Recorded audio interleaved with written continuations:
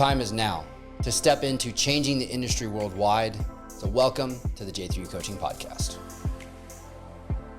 All right, guys, welcome back to the J3U Coaching Podcast. Super excited for today's episode. We've got two more of the J3U coaches on, and Braeden and Colton, both of which won pro cards last year. So super excited to just get some insight on kind of how they're running their client processes, and especially with the topic today, which is going to be about the art of coaching. There's a lot of aspects that we can talk about coaching on the X's and O's, and we do that in the coursework in level 1 and all the other courses that we've built of why are we doing what we're doing, with the physiology of it. But the reality of coaching is there's truly an art. Not every person is going to be the same or be able to apply these principles in the same way. We have to learn to be able to pull the most out of clients. And I think it's a really great place to kind of have this art of coaching conversation. And I think it starts with communication. So Braeden, I think with the communication side, something that I would propose is, obviously we have check-in systems, right? But sometimes that check-in system from a communication standpoint is going to look a bit different. Like, what's some of the ways that you're looking to make sure that communication is sufficient with the athletes that you work with?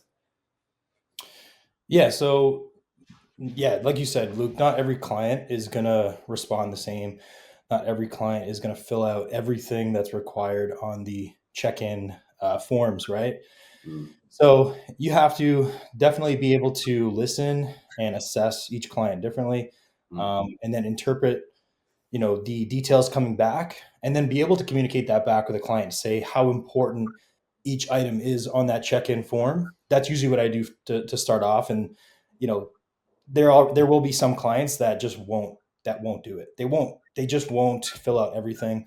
They'll get you the bare minimum stuff, and you have to work with that from week to week, which makes it challenging, right? I think the big thing is just with that client, making sure that whichever formalities of communication that they're good at, you kind of double down on that. So, if the check-in isn't filled out 100%, at least shoot them a message, talk to them in the chat or whatever the case is. Maybe, you have to have a phone call with them every week to pull that information out of them. Or if they're better, from like an audio perspective, get them to send you a voice message or a Loom video kind of talking about their week. So that's usually what I do. It's some great tools to use. I use the voice message and the Loom videos quite a bit. I do set time limits to them. So typically it's in that 4 to 5 minute, like, don't go over this. Like, you should be focused on delivering me the deliverables of the check-in of like things that happened or things that went poorly or things along those lines, because you'll see a lot of weeks, like for the clients to do that, the audios and the videos are 1 to 2 minutes because everything's going great, they're progressing, all that kind of stuff. They don't really have much to share. But where I think coaches really start to come in, and I think this is where the art of coaching comes in, is like when stuff starts to hit the ceiling fan, to avoid some of the 4-letter words, knowing that I have a 2-year-old daughter.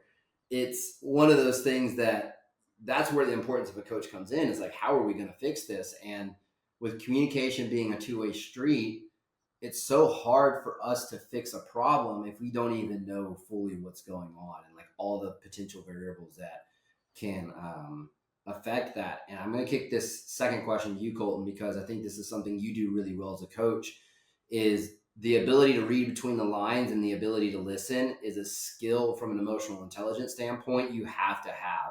And I think it's something you develop over time with athletes as you work with them, because people express things differently. You have people who shut down in times of challenge. You have people that get more expressive in times of challenge, depending on their psychological profile, right? So, Colton, I think this is something you do well. Is there any tips, tricks, things that you focus on when you're kind of going through this screening process of whether it's listening to the client in a voice note or a call, or reading between the lines if they're not doing a great job with that written communication, to try to start to pull out this information you need?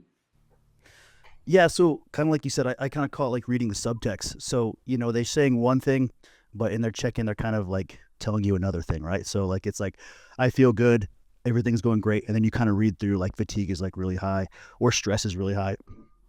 And so I think something that like takes time, and it takes like kind of knowing your athletes, is like when that's real, like when they're actually feeling super stressed or super high fatigue or something along those lines, right? And again, I think that just kind of takes time into kind of understanding your athletes. And kind of like Braden, you both touched on with like the videos and the voice chats, man. You can, especially if someone's like really digging in prep, their voice will kind of tell you a lot more than what they're actually saying. You know what I mean? You can get a lot out of just like how they're talking or how drawn out their sentences are. So I think you can pull a lot from that too. Is there any objective metrics you're using to kind of confirm that, like scale weights or anything like that? Like, is there anything in that more objective side you use to try to confirm this objective? Well, so I mean, yeah, like if they're for to me, right, if that scale weight's starting to trend up, like it probably means like we probably need a break somewhere, right? Like we're building a lot of inflammation and fatigue or whatever that looks like, and it's like, hey, maybe we need to pump the brakes for a little bit. Or like my favorite saying is like bring them up for air. You know what I mean? Maybe a week and a half of hard digging, and then like they're beat up. And something I really respect a lot about my athletes is they're willing to just to keep going. Like if I say like, hey, you got more, they're like, hey, we can keep going, right? And so that's something where like you're talking about being the coach and knowing like, hey, can they dig, but is it going to be beneficial, or is it going to set us back a little more where we're having to dig out of this bigger hole? Mm, it's huge. Braden, is there anything you use as far as like trying to screen for this outside of just like learning someone's communication styles? Well, I think it's a two-way street, right? Because you'll get the client that, he might cry wolf a little bit too early, where he's saying or she's saying like, oh, I'm gassed, like I'm fatigued, my legs feel heavy, all this stuff. But is that really true, right? So sometimes getting that voice message from them or jumping on a quick call to kind of assess that further can give you a better understanding or idea, because maybe the weights are still moving in the gym. Appetite is still in a normal spot, their sleep is still good, right? So that could be a false indication of them, feeling fatigue, but it could be a mental battle at the same I time. have I have such a good client story for this. It's the longer you do this, the more of these you gather up. I had a client, and I'm gonna leave their name out of it. That when you look at their metrics, like sleeping 7.5 hours at night at like 6 weeks out, weight trend was averaging about half a kilo to three-quarters of a kilo down each week. Performance in the gym was going really well, but they had some outside life stress that was going on that was like, this is horrible. I can't manage this. And it was one of those clients that wanted to be a pro. And you just have to sit this person down. And it's like, hey, man, like, I get that this can feel overwhelming, but there is nothing here that tells me you're not adapting to prep the way that you need to. You need to have a better control on your outside life and manage that well. Because if that continues for a long period of time, it will start to show up in how well someone progresses in a prep, right? And so I do think it's important to screen when someone brings this up, because it might be something that's going to be a problem down the road. And you need to have that, for lack of a better word, come to Jesus of like, hey, you got 6 weeks left. Get your stuff together and let's focus and nail this, because there's nothing here that tells me you need to deload, and it's time to win, right? And so it's really hard to start to pull that out, but I like to use those other metrics to screen for that, like sleep quality, digestion quality. You can see even like if you have mood ratings on yours, like rapid declines in mood, or anything along those lines. I've even seen like people start to say work gets overwhelming just because they're so less efficient because fatigue is so high. It's like these are those in between the line things, and I think it's huge. But I think that kind of starts to bring us into your ability to problem solve from that point, right? It's like, how do you build solutions for clients? Well, to kind of jump back into like kind of what you're talking about with athletes and potentially crying wolf and stuff like that, I think part of our job, and since all of us are all athletes and we've kind of already been there, I think an important thing for us is to kind of explain some of these processes and what they're going to feel like. Mm, Coming from a guy until I was with J3U that had never like been fully like we'll call it like stage lean. That feeling between like being lean and stage lean is a huge difference, right? And I don't think you truly understand that feeling until you've been there. So I think with some of the athletes, like kind of explain to them like, man, this is what it feels like. This is what you got to do to get to your goal, man. Like you said, like even if you break it down into smaller metrics, like I need you to dig hard for another week, and then we'll bring you up for air. Or if it means like another 2 weeks, like I think even setting those smaller like goals for them to make it is huge too. So I think that's a huge piece, is just kind of also letting them know that that's normal. Like nothing's wrong with them. It's just that's part of the process. Yeah, and identifying the different personalities, right? Because like as you said, Colton, speaking from experience of being an athlete yourself, right? Like my personality and the way I approach my prep process is I'm like, I'll eat dirt, I'll die before I give up on anything, or like, you know, if there's like you gotta do more cardio, yeah, no problem, right? And you have to pull yourself away from that because not everyone operates the same way or thinks the same way, right? Yeah, it's a knowledge is power situation. Like the relief that someone gets when they're like, "Oh, this is normal," especially if they haven't been there before. They're like, "Guys, like it hurts to sit on my butt. Why does this hurt?" It's like, "Yeah, man, this is your your first time getting actually in contest shape." Like and then you share like some butt pad stories of like pads you've gotten for different parts of the house or whatever. It's like this is normal. Or like the wardrobe one, like the contest prep wardrobe versus the off season wardrobe, like just sharing some funny tenets like that, I think helps normalize it a bit in something that's so far from normal that even people who have competed 2, 3, 4 times, they come to us and they get in true contest shape for the first time, and they're like 6 weeks out, 8 weeks out in their stage condition of last time. It's like this is new territory for them, even though they've competed before. And so there's a empathetic side of normalizing it, that if you've been there before, which all of us have, right? Like all of us have done this, that I think there's tips and tricks you can share too, right? Like with these people to be able to manage this of like this is your new normal. It's so funny. I Braden, I know like I hate to call you out, but your meal prep is like we have a running joke, Colton.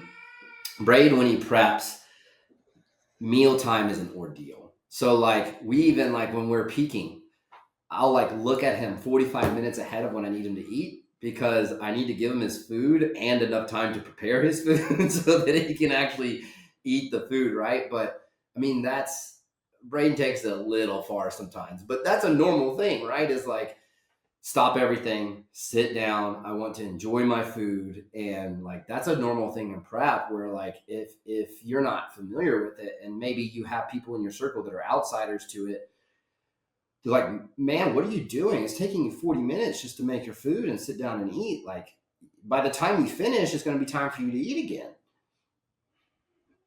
Right, and I think like the food portion of being in prep, and especially being like at that far out, is like that's such a rewarding piece that everything has to be perfect, man. Like I've even been that point too, where like you're cooking oats and they're either too watery or too dry, and you're like, well, it's time. I have to start over now. You know what I mean? Like it has to be perfect. I think like for me, like especially like dieting phases, there's one meal of the day that I look forward to most, and that's like post cardio breakfast, man. And like I'm like Braid, man, I'll take 30 minutes to make it exactly perfect because that like shoots the rest of my day forward. See, right? Yeah, no, it's even a broken egg yolk. It's I'm starting over, right? So yeah, it gets extreme. It definitely gets extreme, but that just tells you the level, um, how deep you are into prep. You know how long those meals take. It's for some people it's a process, and then others it's not, right? So Yeah, I got extremely unemotional about it. I was the opposite. Like I was like, as long as it takes, I get it done and it takes me the least amount of time to do it. Like that's kind of the direction I start to head. I actually used to put more effort in an all season to making my food taste good than it would in a prep because prep was just kind of like make sure I get my boxes done and then let me go handle all this other crap I got to handle. But it's funny, like I've even had people cry over a cream of rice over spilling in the microwave. And I so believe it. it's like these are signs that you can start to pick up on though. That like because a lot of the time those athletes will comment on that like I just got thrown out of my morning routine, my bowl overflew, and all this other stuff. It's like okay, we're really starting to get into this place where we need to be aware of potentially some of these red flags starting to come up. Um, I do think something that makes a really good coach though is to the ability to adapt that end of the prep time frame. And I know this is starting to get into a lot of like prep type scenarios, but I think this is where this skill as a coach shines is like your ability to pull the most out of someone when they're in a state that they can't really hold themselves to being able to critically think at a high level like they can in the off season. I think this is where this shines, and the adaptive ability of that. And I think all of us use this, I'm pretty sure, but like pivoting communication. So like being able to have those check-ins, but then opening another line of communication for quicker contact the last week to 2 weeks, 3 weeks. Man, I think that's a huge adaptive skill of a coach that is integral. Like, I mean, I know Braeden, we've used it a ton between you and I when you prep, right? And I think it's something that has to be touched on, right? You guys both use WhatsApp for this, correct? Because I know that's what I use. But what do you guys use for this as far as like opening that communication line? Yeah, I use WhatsApp. Yeah, Colton. I use WhatsApp for a little bit, but lately, if like I've just been given like my actual my actual number out, just because I just have my Oh, phone on me all the time. I know that's like, oh, you don't want everyone going the same thing, but man, just especially when they're on peak week, I want to make sure that I have like I'm right there all the time. So sometimes with me, that WhatsApp doesn't always send me notifications, and then they're like, hey, what's going on? So with the text, like there's no doubt that I'm going to get the message.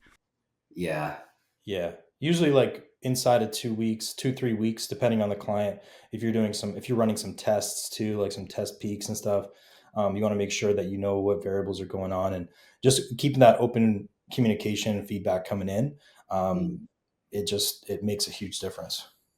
And the adaptive piece of this is like, think about the different ways that people communicate, right? Like Alicia, my girl that won a card at Nationals, she did that whole process through email and Drive. And it's because she documents things so efficiently that to her it was just so easy to just have her communicate through email. And I just kept my email on me 24/7, right? Those last couple weeks. But there's some people who like sending the voice note or like dropping the pictures immediately when they get them before they actually log them in the app or log them in the drive, right? So there's that enjoyment piece of like things starting to happen and you needing to be adaptive that really helps. And I think part of that adaptive piece too is how you communicate the plan going into peak week. Like, how are we going to land this package, right? Because I know Braden, this is something you, I think with the guy that you had that won a pro card, this was something that you did quite well. Was this adaptive nature of, hey, this is where we're at. This is what I think we need to be able to get into loading and look the best on stage. And your ability to communicate that was pretty well. Like, if you want to walk through some of those things that you think about when you're trying to communicate, uh, or how to communicate with a client when it comes to that last piece. Yeah, so I was lucky enough with my client Neil that I saw him stage lean about 10 weeks before we did North Americans, right? So I had to bridge the gap between that. So we knew what his stage weight was, we knew what that look was, we knew what improvements we needed to make. And then based off of that, I had an idea of kind of the weight that we should be going into, North Americans. Mm, So as we got closer to the show, keeping that communication open through WhatsApp, but also making sure we had a plan of action in place.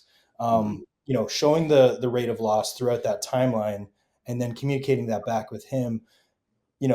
Making sure that he knew, okay, this weight is a little bit lighter than you were in your previous show, but it's for these reasons. Um, and then now we can load you a little bit harder going into that show, bringing a more full look and package on stage. And that was some of the critique we got from his previous show, was that he could have come in a little bit more full, and condition could be a little bit more improved. So that just tells me he was a little bit flat, because I think he was pretty much all the way there in terms of condition. So yeah, so it was communicating that with him, because there were some doubts, obviously, right? Especially for someone you know who stepped on stage, who looked great, and now we're coming in a little bit lighter, 3 or 4 days before the show, before we start loading, right? So communicating that process was key. And having that trust in the client, trusting you, is just as important, right? And we're able to execute that perfectly, and we got him that pro card. So Man, Braden, I mean, the last part, the trust piece is one of the biggest pieces. And I feel like we should have covered that a lot earlier. But like, like you said it, and I think that we can take that back a little bit further too, is whenever you get a client, you can kind of feel like when you first start off, like I wouldn't say they're second guessing, but they're still like unsure about kind of everything that's being said. And like as you keep like more and more communication, you keep learning more and more about them, and they keep like you keep showing them that like, hey, this works, what we're doing is on the right track. I think you build that trust. So exactly what you're saying, going into peak week, telling Neil like, hey man, we need to be between like maybe like 185 to 187, like we're on, if we're in that range, is a huge piece. And he's like, yeah, Braden's got it. All I need to do is like do my job, which is not stress and follow the plan, and Braden will do the rest. So I think that's huge for an athlete's perspective too. You know, same for me when with John, like I don't think about anything, man. I just do what he tells me to do and do my job, practice posing, eat my food, and keep my feet up. You know. Yeah, I think when it comes to that too, it's like managing the emotional state of the athlete's huge, especially for the coaches that are there in person. I'm a big fan of like stepping out of the room to be able to give meals and do all that if you need to, so that there's not any reactionary based stuff happening, like your reaction to the check in or their reaction to what you give them food wise or fluid wise or anything like that. It's a skill that has to be learned for the in-person dynamic, that when you're coaching from afar, it doesn't exactly really happen unless you're talking on the phone, right? Like if you are talking on the phone, big fan of saying, hey, let me look at my metrics, make sure that I get this right, and then send it to them via something written so they have exactly what they're supposed to do written down, and nothing gets lost in translation. We all have had prep brain where we forget what's told to us, right? So I think it's a big aspect. It helps with the tracking, it helps with the emotional management of the state, and I think it's um, when it comes to like being adaptive and being able to manage a situation, allows you to stay objective, but also like be able to give that client enough to know that they're on the right track. So like a lot of times that communication style looks like you see the check-in, you get the photos, like, yeah, this is perfect. Let me go get set up with my laptop somewhere, check some metrics, and I'll shoot you what I want you to eat. And then you shoot that to them, and that way everybody's happy, right? And everybody knows where they're going to be. Even if your brain, you're like, oh no, they're like 3 pounds heavier than I need them to be. Like we need to go do some things in order to fix this. It's like they're not seeing that, right? So it's It's man, like a it's poker face sometimes. yeah, it's like a poker face type of thing. Yeah. But always like providing that initial feedback of, hey, this is moving in the direction I need us to go. Or even if they mess up, like I've had some people mess up like 4, 5, 6 days out. It's like that initial reaction you have tells you a lot about how that coach can handle themselves of being adaptive in a situation. And I had a situation this year that I won't share their name, like royally screwed up. I think it was 5 days out. I was like, hey man, we can't change it. It's not ideal, but I know that I can fix this. Like, just trust me to do what I need to do over the next 3 days, and I'll get you back to where you need to be. And that person ended up winning their class and almost winning their card. So it's like those kind of initial reactions, instead of them being reactionary, you respond to it in a way that allows you to be objective. I think is a huge adaptive skill as a coach. Wouldn't y'all That's agree? that's huge. I think, just for that example, Luke, how many people know that that client you put on stage had a mishap, 5 days out, right? They just see what the package was presented on stage, right? And that's just one example, right? How many Yeah. other people you see up there on stage who are, winning shows, winning cards, who had mess ups coming down the stretch, right? And that just shows the level of coaching that you have to be able to adapt. You have to be able to make the quick decisions, problem solve, and figure it out, and then communicate that back with a client with a game plan that you can execute. So Yeah, it's huge.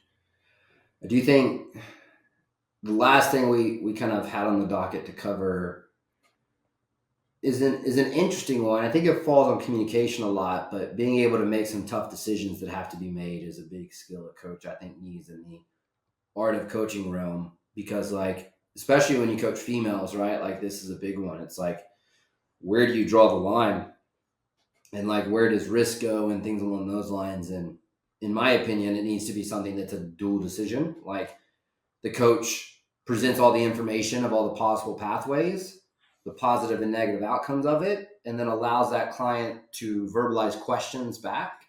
and has time to think on what the best direction is. And most of the time, this is centered around the direction of, how far do I want to take this bodybuilding career? Is it time for me to hang it up? Is it time to take more risk and step on the gas so that we get to the Olympia or we get to that next level, whatever that looks like for that client?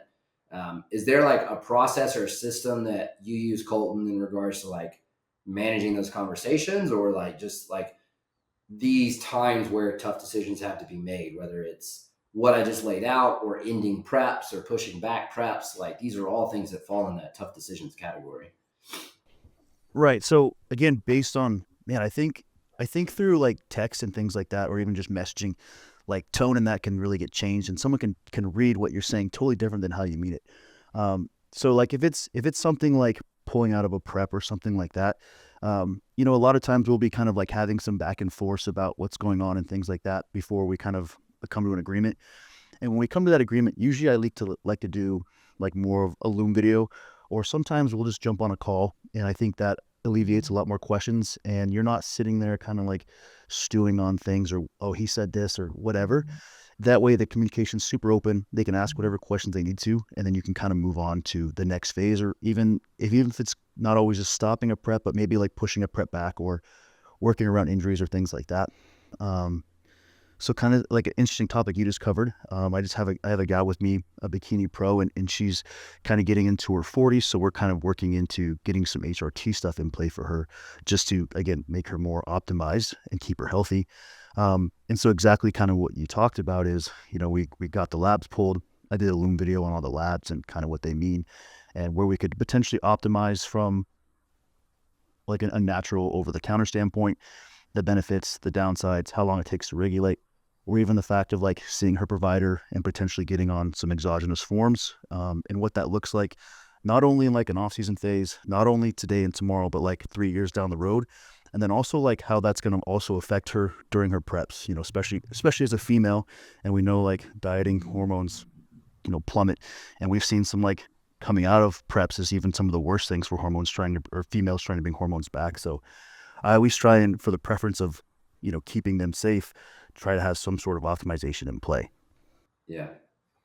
I think, Braden, this is something you could touch on as well, because I know we've had to make some hard decisions around your process personally, but I know you've had some clients where you've had to make some hard decisions as well, of like that skill of communicating short term and long term. To make a point that Colton, pointed out, it's like sometimes you have to show them that you're saying some of these things out of their best interest, right? Like, and out of the ideal or the desire to put the best version of them on stage or bring the best version of them they can. And what does the best version of them look like short term and long term? So I know this is something that you've been on both the giving end as a coach and the receiving end as an athlete, like some perspectives from both ends that I think helps with that art of coaching ability to communicate it. Yeah, it can be a challenging topic to talk about with a client. Um, I'll give one example. I had a client, and we were approaching his show date, and that was exactly the conversation I had to have with him. Talking about like, are we going to be presenting your best physique on stage? Right? He had some troubles throughout his prep. Some exterior stress due to work and like different variables that were in place, and that was a really tough discussion to have. We ended up pushing his show um, to the later show to get him on stage, and we were able to present a better physique. But it's more so of communicating that with him, getting on the same page of like, if this is what you expect to present on stage, if this is better or worse than your previous showing, then we can make a decision. I mean, ultimately the goal, putting any client on stage is to win, right? That's bottom. So you need to have that conversation with them, because their expectations of what they want to get out of this prep, depending on their experience level, may be slightly different. At the same time, we do have a standard to uphold, coaching our clients through J3U and just our coaching in general, right? We go in to win. So, I mean, you have to have that discussion with your client and talk to them to find out what the best solution is. Um, you know, that's an example of a client that I was working with for just over a year. Now, on the flip side, this was a more recent client that I've had. They came to me and they wanted to jump into a prep right away, a 20-week prep, right?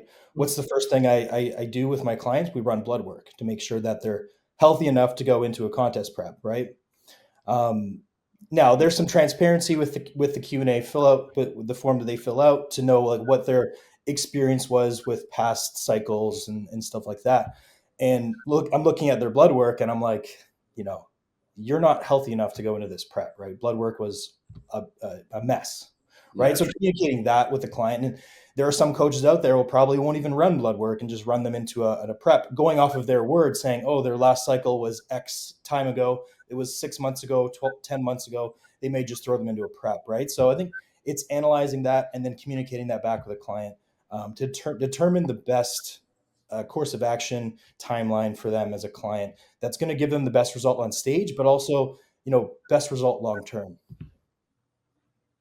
Yeah. And just to kind of start to wrap this up, I'd like to leave one or two things on the client side because, like, the art of coaching is made so much easier when the client is more bought in. And I think that that's a huge piece that we've said this a few times throughout the podcast. Communication is a two-way street, right? And I can sit here and use all these tactics to try to pull more out of you and pull more out of you and pull more out of you, or help me have more information to make the best decision or read between the lines. But the more that the athlete and the client works on developing those skills, and I think there's things we can do as coaches to help with athlete development over time, of like lowering that barrier of some athletes. Like, some athletes are truly concerned that they're bothering you when they talk about things like this, right? And so learning to be able to massage those people into, hey, like, I want to be here and know what's going on so that I can do my best job. Like, I just need you to do your part, I think, is a big thing on the athlete side, where if you are hiring a coach, like whether it's Braeden or Colton or one of the J3U coaches, um, come into it with that as the goal. Like, hey, like, be upfront, be focused on the things that impact your progress, and be open about these things so that we can do our jobs right. Because a lot of this art of coaching stuff comes from solving communication dynamics or trying to develop an athlete to a place where they do communicate more clearly. Wouldn't you agree? Yeah, absolutely. Be the coach that you'd like to be coached by. you Yeah, know, yeah, that's huge, right? So if you were selecting a coach, would you select yourself, to be coached by, right? absolutely. No one could get me more shredded.